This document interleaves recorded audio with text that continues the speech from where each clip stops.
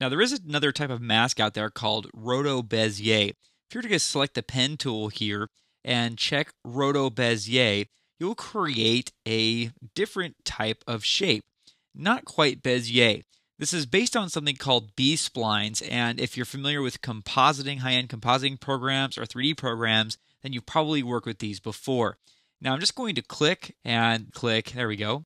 And so I click and click, and there's a straight line, but watch when I click the next line. I'm just going to click and let go, and still it made a curve. I'm going to click and let go, click and let go, click and let go, click and let go, and it's still making all kinds of curves. If we select these points with the selection tool, we won't see the typical handles.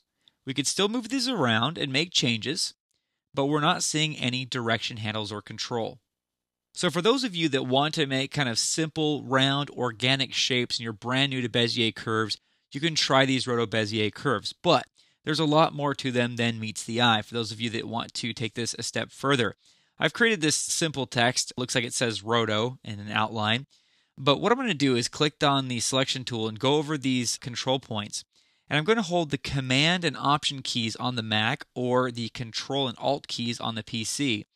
And as I do that, you'll see me get this icon. That allows me to adjust the tension of the individual control points.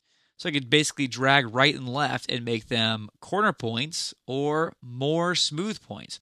You'll also notice in the info panel on the right-hand side of my screen here, as I'm doing that, it's telling me the tension of these points. A corner point is considered to have 100% tension, and a smooth point can be considered to have 0% tension. So basically I can go in here and control these in a little bit easier of a way than you could with Bezier handles. It's just a little bit more smooth and organic.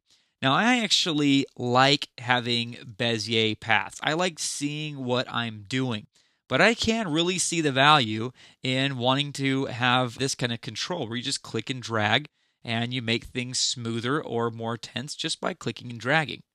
And again, as I mentioned, I prefer Bezier handles, but a lot of people prefer this RotoBezier method because it apparently animates better.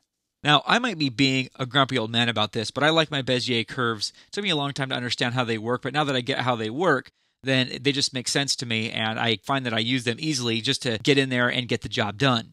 But if you find that Bezier paths aren't doing it for you, maybe you're just learning them and they're not very intuitive for you, or maybe you're experienced with them, but you don't like the way that they animate or the control that you have over them, then you might want to give RotoBezier paths a try.